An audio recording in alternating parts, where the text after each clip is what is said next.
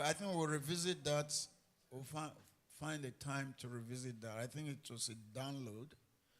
It's like a software that we need to now activate and now know how to apply it, get it running.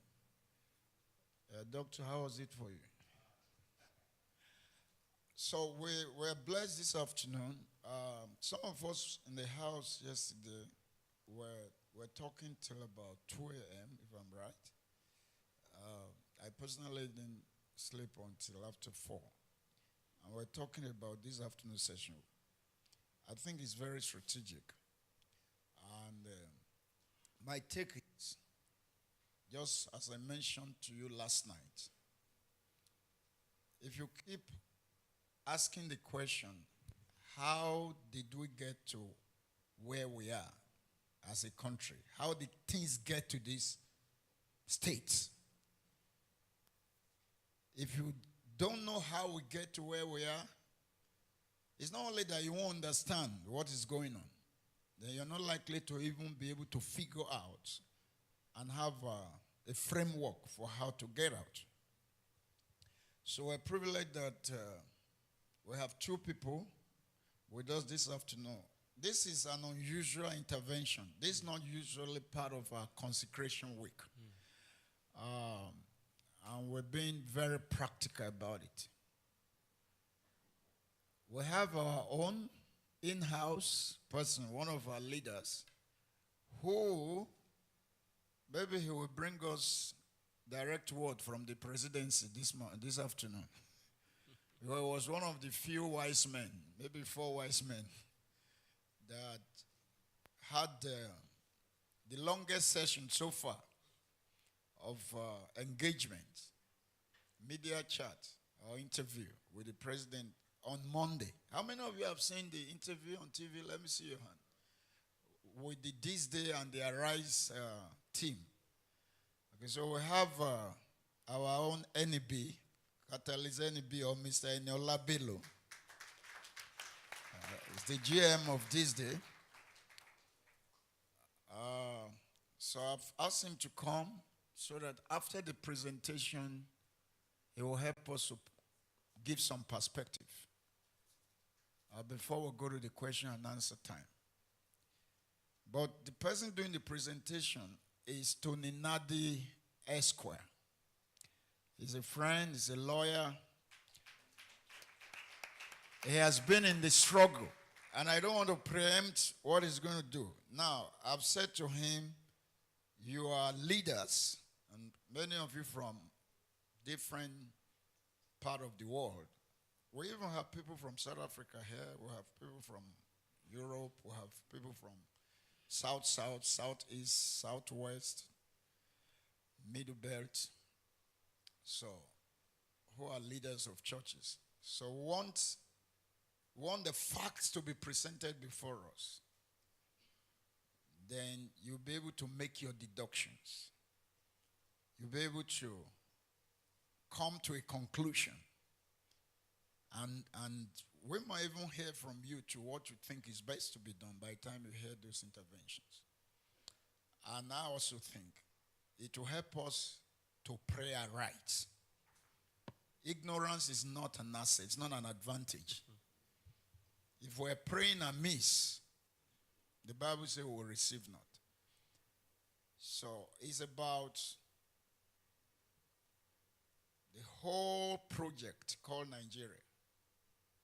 Where it started from, what has happened in between, where we are now, and what next. So help me welcome this great man. He's a fighter, Tony Nadi of the Lower Niger Congress. He's the Secretary General of the Lower Niger Congress. Did I say it right? Where's his own mic? They give me a mic.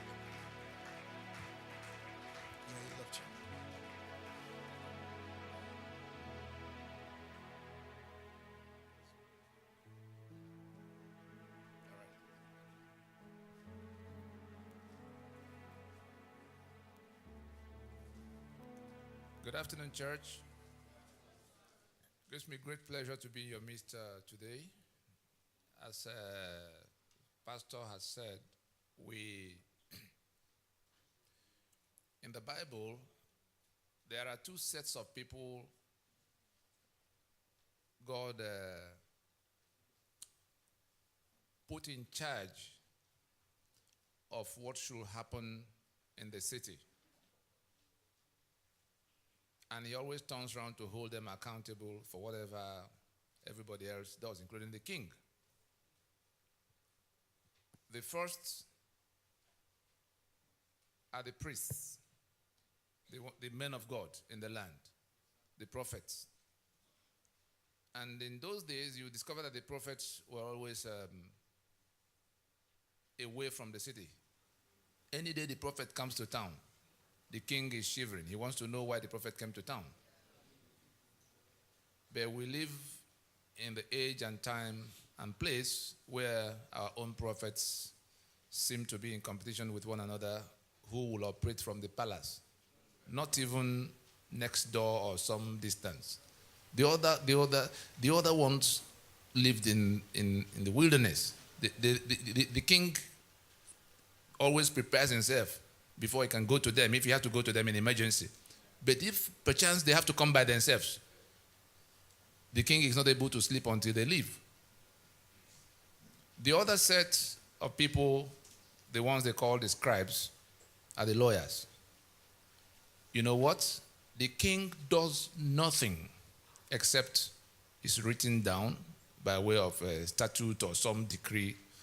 And it is the lawyers that will do that. It doesn't just go writing it, because it is something that stays, something that might cost lives, something that might change destinies. And so, when you look at the references to the performances of those two, the prophets and the scribes, you will see the responsibility that rests on them. But where we are is that in this land, in this our Nigeria, they've failed. And that's part of why we're where we are. But what do we begin to do? Like Pastor already said, the reason he asked me to come to join us today, in the midst of so many other things waiting to be done, is so that, and I'm going to plead with us, whatever we knew about this matter before, let us put it on one side of the table and listen with open mind. By the time we come to the end of the presentation, we probably will have a much different perspective from what we had before, and they're not conjectures. The envelopes that have been put in the hands of a few, we couldn't get enough of all the documents. There are 5 documents in them, in the envelopes. And those documents go to the root of what the problem is. If we can relate with those documents, it is within our reach to spread it around on such a scale that those who have been tormented in this union will receive a new life. Something will give way somewhere. We also have there are things that will come on screen, the ones that are in other forms, not easy to print like this. So we could see, because they are all verifiable things. By way of further introduction, yes, I'm a lawyer of 26 years with specialty in jurisprudence, and I've been on this task for quite a while.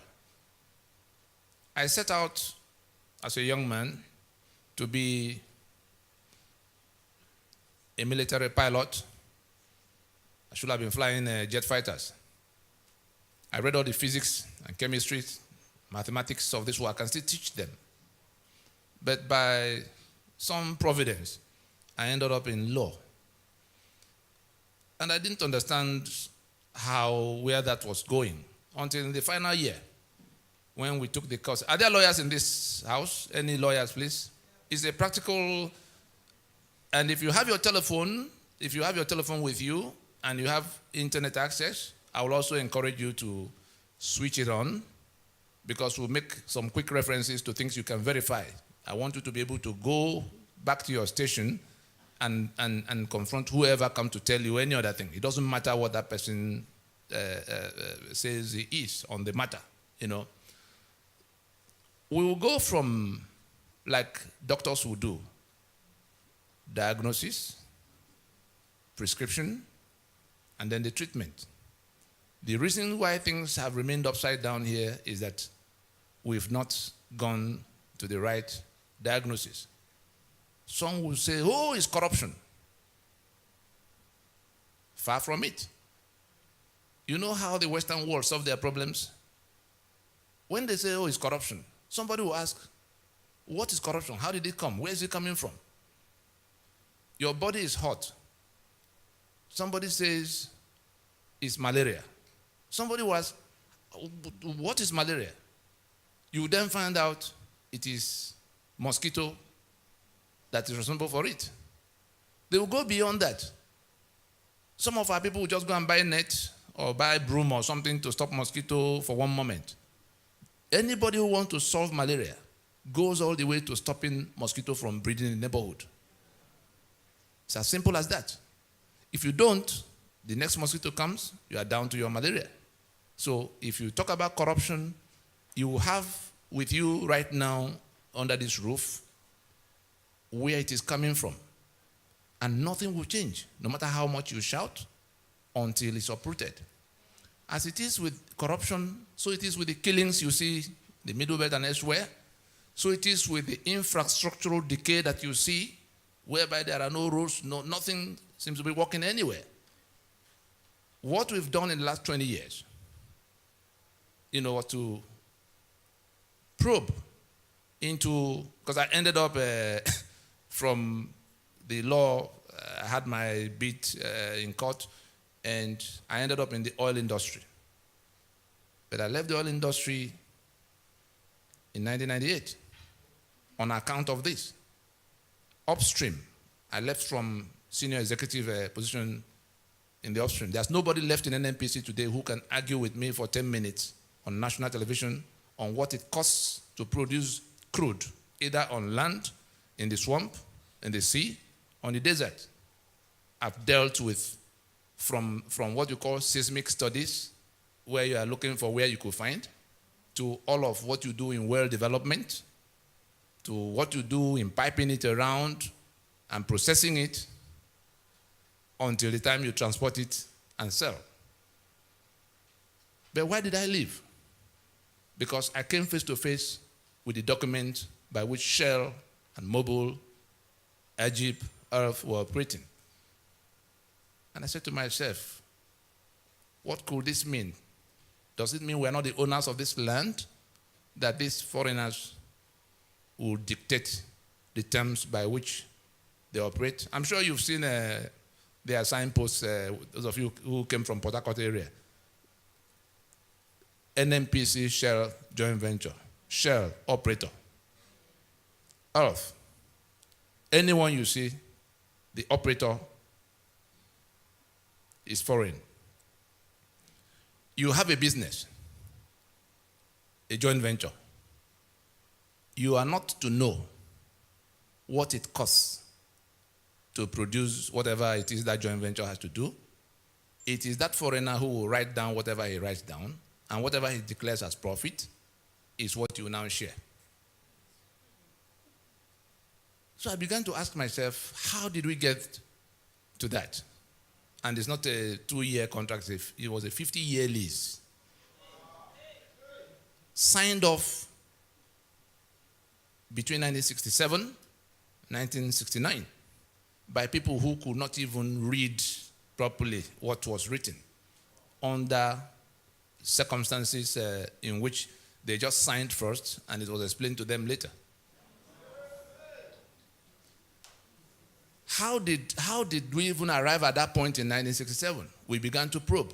It came to where I had to leave everything else to say, let's even, because we found out there was nothing to be found in our archives. We asked some of our elders, people with gray hair, people who went to negotiate the independence for Nigeria. I happen to have spent plenty of time with the last of them who were alive in course of the last 20 years at least. And Nohoro, for instance, spent the last 7 years of his life trying to undo what they did in going to sign us up into this union. We shouldn't have been. But first things first, the research from the known to the unknown led us to where we had to go to. You know the way WikiLeaks gets its information? We had to get the information we were looking for by all means. We broke into the British archives using all available technologies. And by the time we saw what was in black and white, some of them with instructions that they should not be typed, because any day the wrong eyes see them, the whole edifice will come crashing down. Those documents are inside this room now.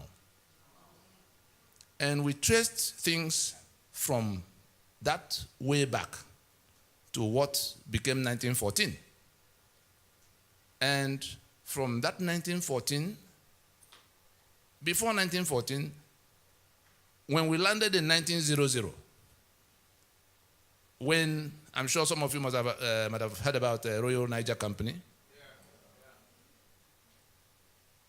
that the British had to pay £865,000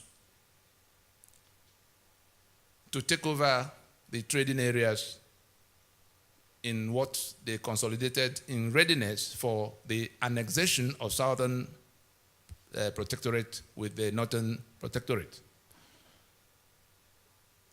That question of paying £865,000 at that time, somebody bought something from somewhere, and that person is still the owner of that piece of estate. Now your country, okay, take me to the map. No, not that. The ones in black and white, the one of 1912. The ones in black and white. Scroll down, you'll see. But let's go on until they get there. The Nigeria you have, yes, hold it there. The Nigeria you have is a joint venture. You saw Prince Charles the other day, and he came. You saw the sitting arrangements. We've not moved from where we were as at that time they created the union. It was a business venture. It was the trade of the era to go to wherever you can, beat them down, take whatever you can. So the British, the French, everybody was doing their own everywhere. But what became Nigeria was where the British had come towards this axis, and they managed to make their first landings. I'm sure you know about the Lagos colony of 1861, how Kosoko and Dosumo, like that, the oil rivers. They came from the Atlantic waterfront, entered into trade treaties and protection treaties with some of those trading partners in little bits and patches. Those treaties, dating back to the 1840s, 50s, 60s, and all of that, was what the British had in their hands. At the time, they were pushing northwards because on all the other sides, where will I even, let me go closer so you can see. No, it's clear enough. They have a, you can use the flyer you have in your hand, the one that is broken. Don't mind the fact that it's broken. The flyer has that map. This is Atlantic. You see Lagos there, you see Port Harcourt here. This is the Atlantic waterfront. This British came. You can see that apart from River Niger, the map is divided into two sides. The British entered from this side, and all the parts in that lower part were already in their hands at the time On the other side, I'm sure you all remember the jihad, which we still have. You remember that they were foreigners too who invaded, landed in Sokoto, 1804, and conquered the portion in green, in your map. They overran them. 1804, the British came in the 1860s. That means they were here 60 years before the British got here. Now, having secured that portion that you see in green, they were pushing downwards. They also wanted to get to the Atlantic waterfront. The British wanted to get to what was left on the east. On the eastern side is Cameroon. On the northeastern side is Chad, then Niger, and then Benin Republic to the left. The French had already taken all of the other places. The British would have pushed all the way to here, if not for that caliphate that was already occupying here and pushing downwards. They met halfway in a fight that happened in the Ilorin-Benue axis. Caliphate coming to the ocean, the British trying to secure the balance of the land. After a short while, it occurred to them, we're on the same mission, oh boy. Two robbery gangs after the same target. Say, why do we fight ourselves? Why don't you bring what you have? I bring what I have. We consolidate it so that we can share the benefits of having it permanently. And that was what became the amalgamation of 1914. Every document that transpired between them is in our possession, lodged in libraries across the world. Whatever they choose to do is already too late to be able to reverse the actions that have been initiated to salvage ourselves from what they've landed us into. Now, having reached that agreement, I'm sure some of us recall when the caliphate was talking about dipping their Quran into the Atlantic Ocean. That is, they were telling the British at the time this matter of Nigeria, because it was for them a matter of conquest. That is, they had to conquer. But the British came with something else. They said, well, whenever you guys are done with whatever you came to do, we'll push on until we dip our Quran into the Atlantic Ocean. Anybody here ever heard about that? Wonderful. Now, the document of the amalgamation was one in which, I'm sure, who are the ones from South Africa here? Good.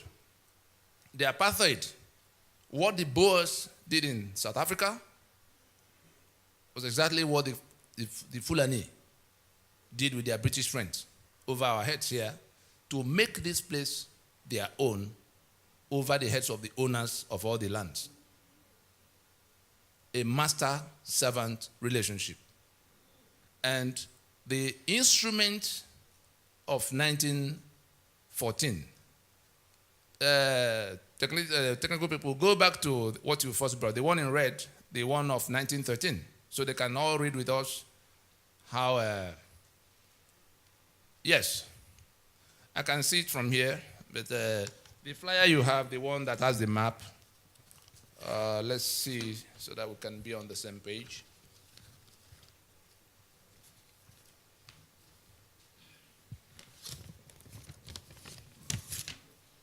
Yes. If you have the flyer, read from the flyer. Otherwise, you can read from the screen.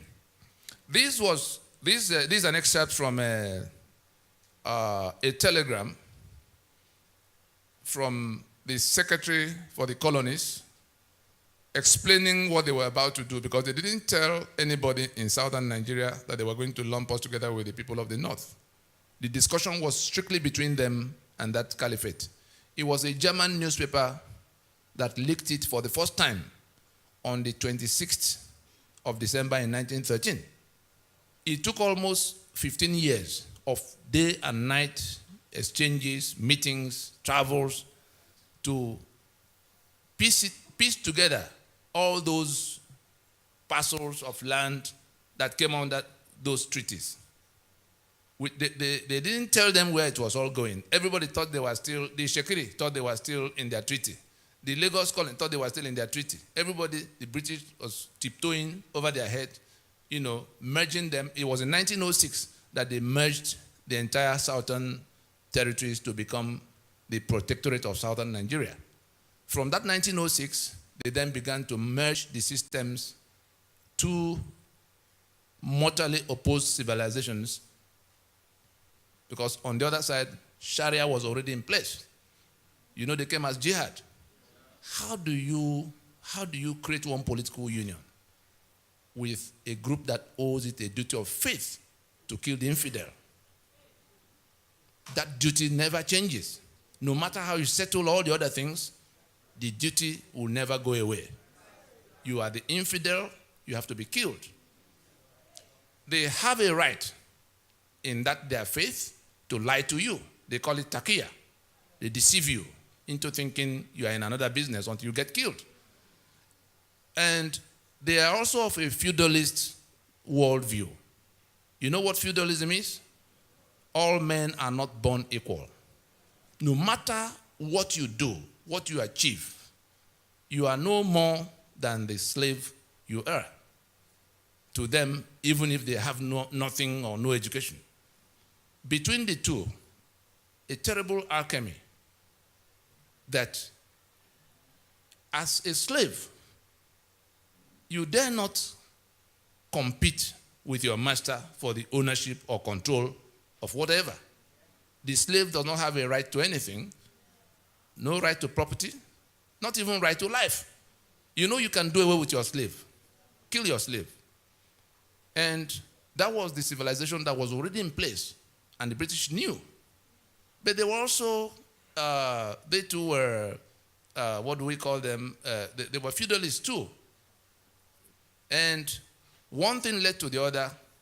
Eventually, they were able to piece it all together. That I'm now reading from that cablegram. Secretary of State, Secretary for the Colonies, his name was Harcourt, the one after which Port Harcourt was named. He says, in explaining what was about to happen the day before it did come public, that we have released northern Nigeria from the leading strings of the treasury. The promising and well-conducted youth is now on an allowance of his own and is about to effect an alliance with the Southern Lady of Means. I have issued the special license, and Sir Frederick Lugard will perform the ceremony. May the union be fruitful and the couple constant. Secretary for the Colonies, Lord Harcourt, boss of Lord Frederick Lugard, referring to the import and purport of the annexation of the then Protectorate of Southern Nigeria to the Protectorate of Northern Nigeria. So what they reported to you as amalgamation, as if there was some coming together of equals, was actually an annexation. And the purpose, what the British came to do, back to that map, please. Back to the map where what the British came in search of were all on this axis. But the people they met here provided resistance. You know what they call resistance? They fought and fought and fought to make a landing. I'm sure there are Yoruba people here. I'm sure some of you have had your song many, many times. If I begin it, will you be able to join me to end it? It begins, Eyo, Eyo, Eyo, Eyo, Eyo, Bantawa, tó ń fi góòlù ń ṣeré, àwa ò lè sanwó ní bòde, òdìlé. The clause I want you to take from it, àwa ò lè sanwó ní bòde, òdìlé. Your great-grandfathers fought the British for years and years, preventing them from landing. And your song you sang now was the victory song composed. We will never pay custom duty to these foreigners on our waters. Today, 58 years into your independence, you are paying that customs religiously to people from this part. And from independence to date, not one of you had ever qualified to be Controller General of Customs.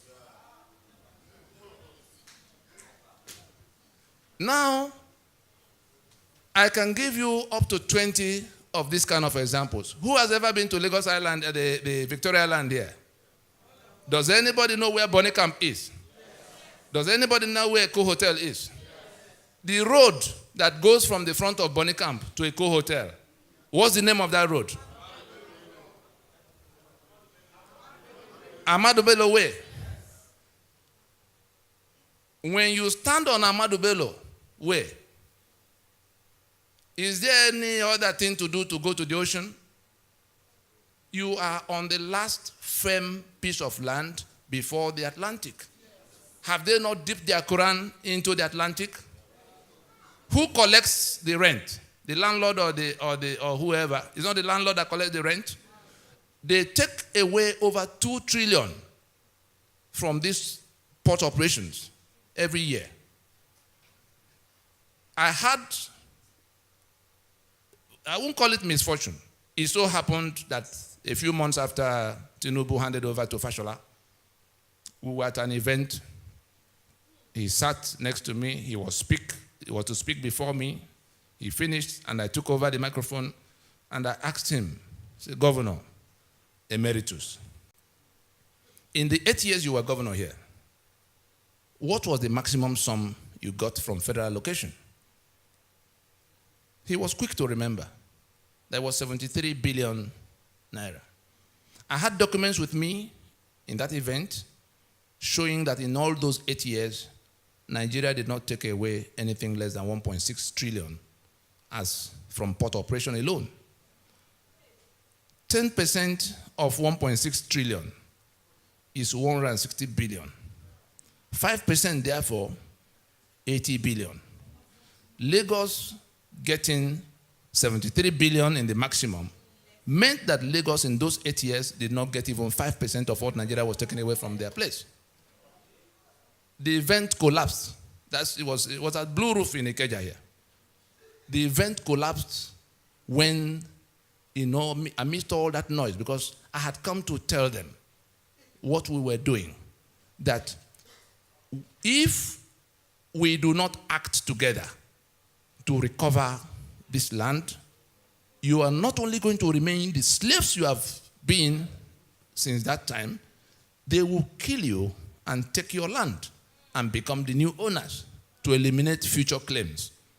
At the time these things were happening, we had also, in this project, we had also gone around the country whispering at that time to the other people who were in the same danger. Nobody will listen. Back to how we've arrived at 1914. Therefore, Nigeria was, as at that time, intended to be a marriage between the northern and the southern lady of means. I'm sure you hear about oil industry, Ijo, blah, blah, blah. Who has been to Owerri here before? Does anybody know where they call Shell Camp in Owerri? Is there anybody here who has ever heard about Shell Camp in Owerri? There's a place called Shell Camp. I'm sure you do not know that Shell was headquartered in that place for 42 years, going to Port Harcourt in 1960. And it's not a small facility. You know the Modotel Hotel that has become Rockview? That's the gate area. Government House Owerri, the whole of that government house was inside that facility. Avanikoku, the university, was inside that facility. The Federal Medical Center after the university was inside that facility. That's on one side of the road. On the other side, the whole of that mobile police camp all the way to back of prison. All these listed were fenced together as the headquarters of Shell for those 42 years. They went to Port Harcourt in 1960, and M.I. Okpara, as Premier of Eastern Region, bought that property. Then Owerri was a provincial capital. Why did they go to Port Harcourt? Because the pretense that they were dealing with some Niger Delta, some people that could not be properly described. They just wanted to create a woolly condition around that discussion because the Igbo fought them. Ovarewe, the Oba in Benin, you know how it ended.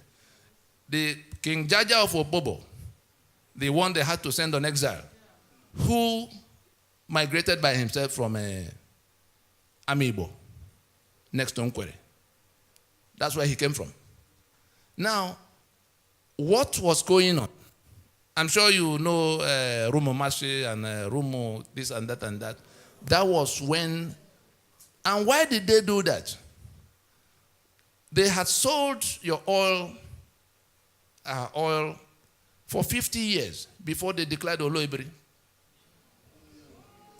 All the story you hear about Oloibiri, false. This oil was used in the First World War, in the Second World War. Undeclared. It was property of Nigeria was their colony, was their property.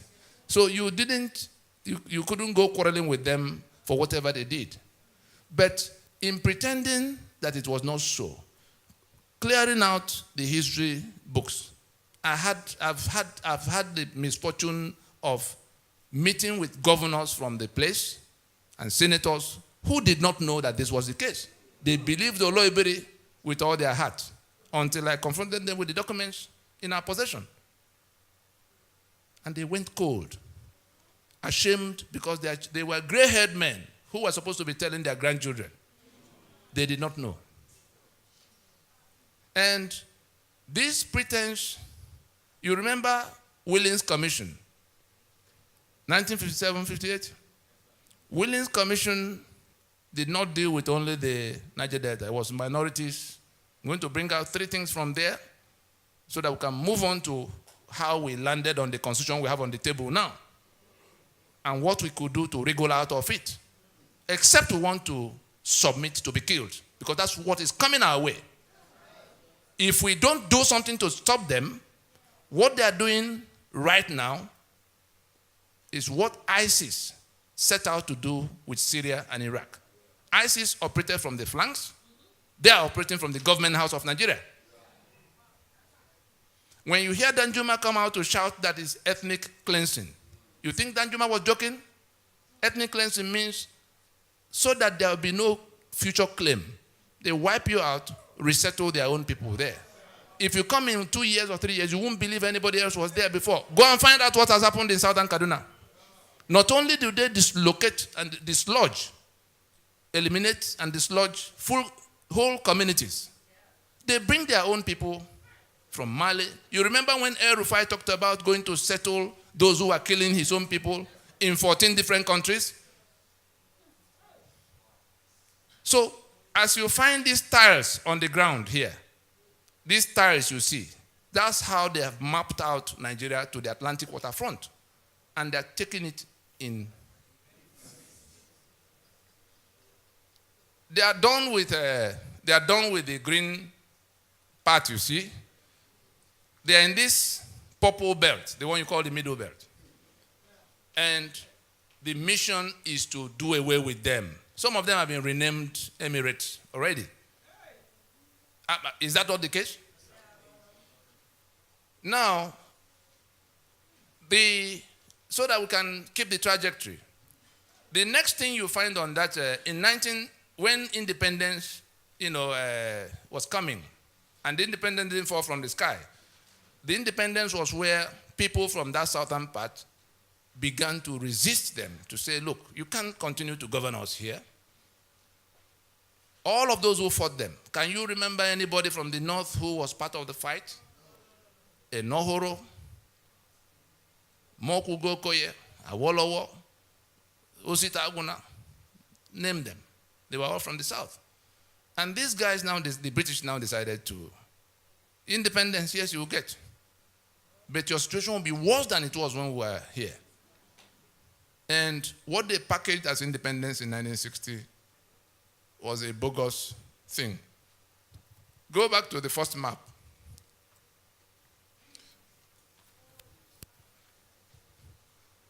Now, yes, wonderful. That's how I want it. You see this line here? This was northern Nigeria. This is southern Nigeria. Can you see the landmass? When independence was coming, they conducted a census.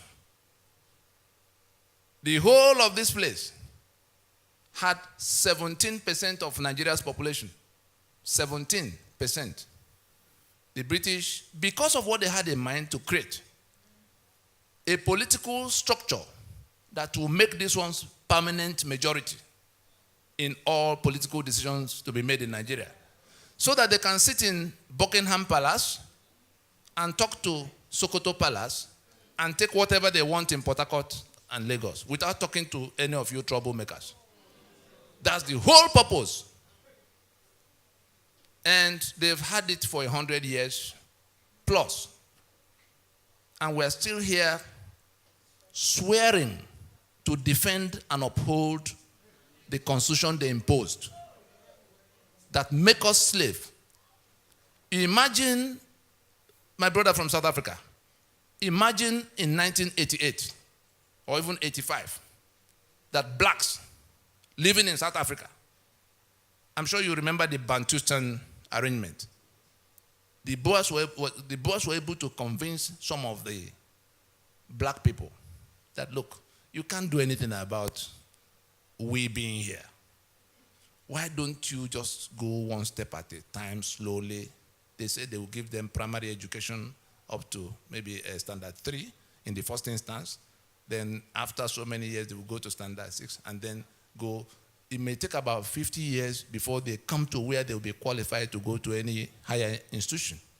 And people bought into it.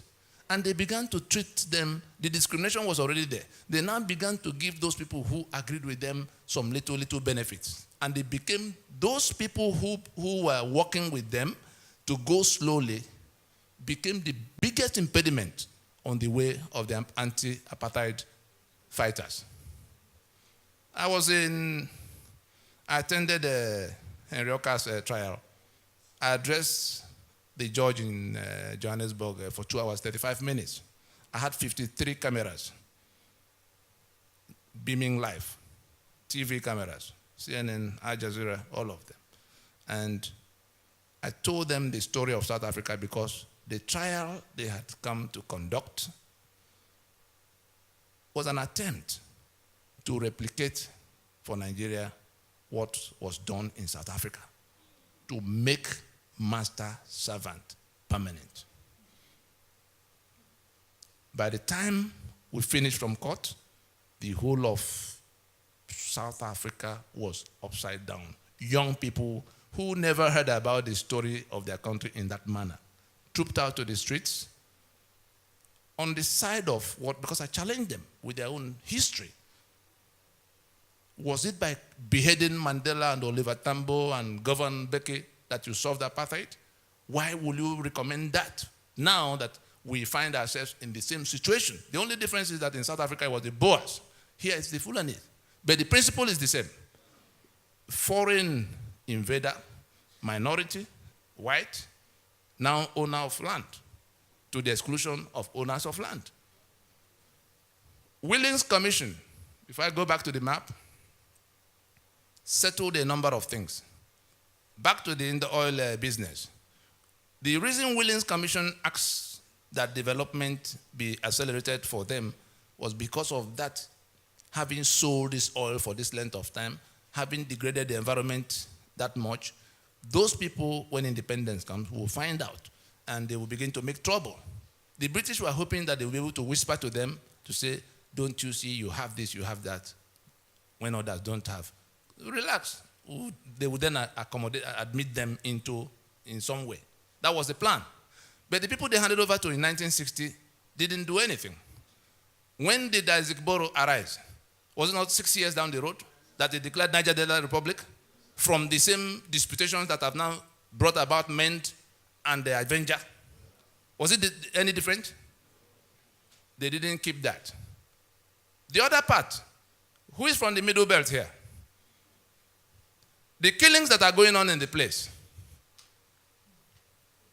If you look at this north now, it hasn't changed. These boundaries you see here have not changed. That north that begins from here, this is about Gakem area, to Meduguri and Sokoto there. The portion in green, these 12 states that passed Sharia the other day officially. The balance, the one in purple, was where Ahmadu Bello wanted Sharia for the northern region, going into independence. That's when the British go away, it will be Sharia for his region.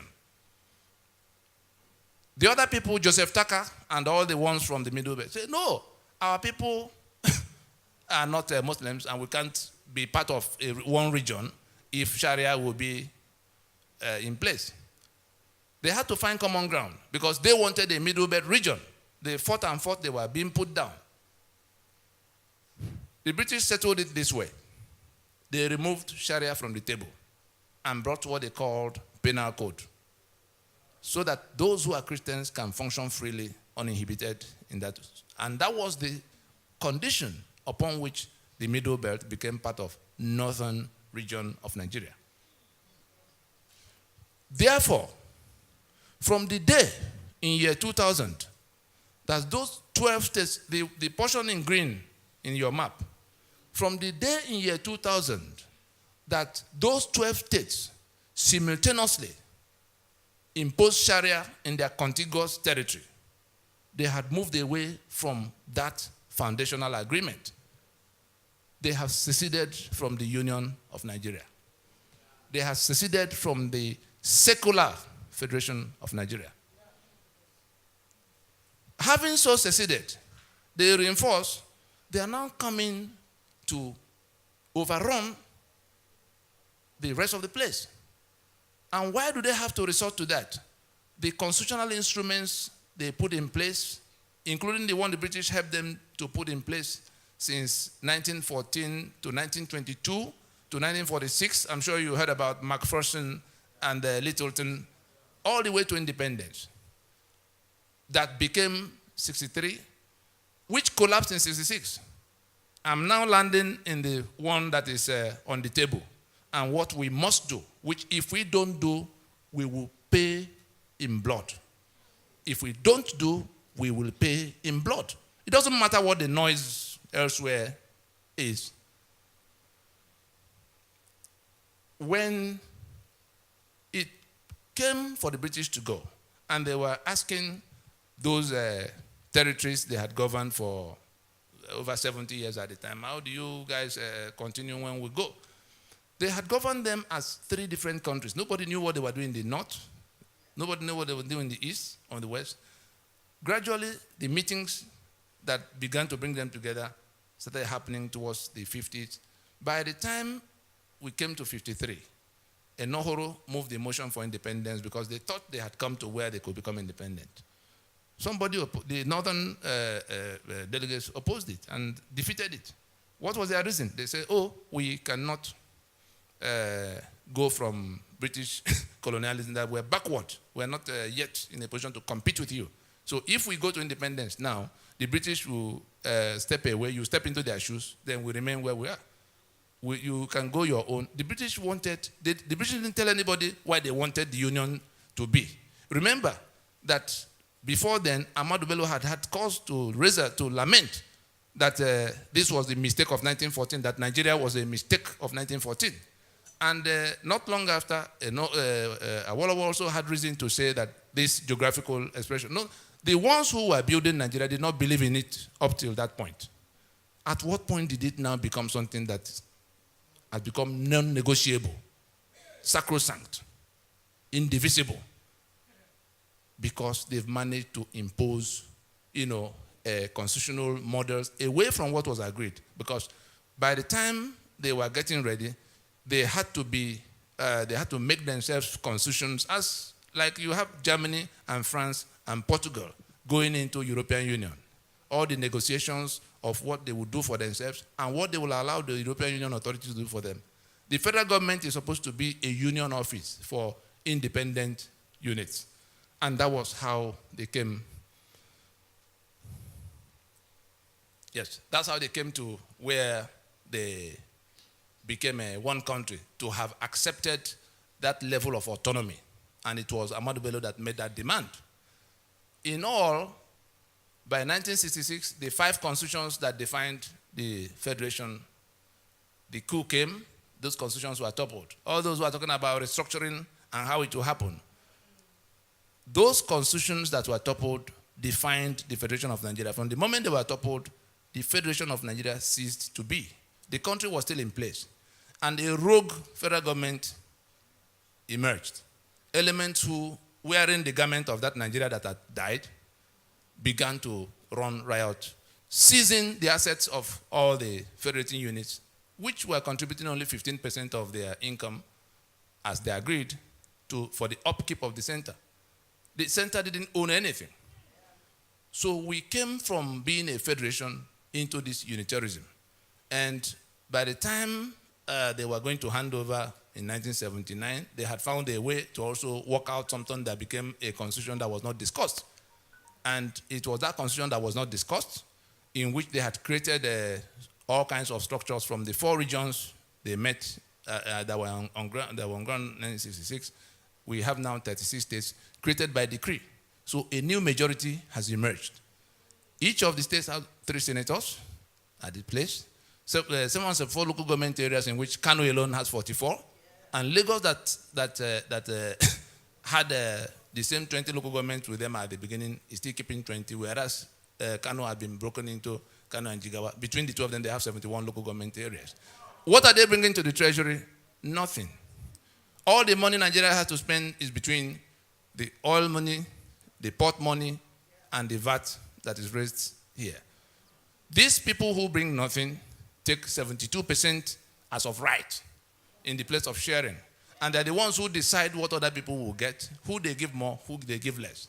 And in all of this, democracy, let me just refer to the documents you have in one of the documents, you see where we try to define democracy, that we do not have a democracy because democracy is government of the people, by the people, for the people.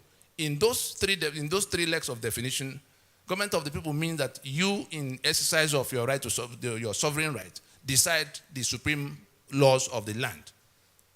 The constitution we have on the table today did not come from that process. And so we have not decided whether we will live together or how we will live.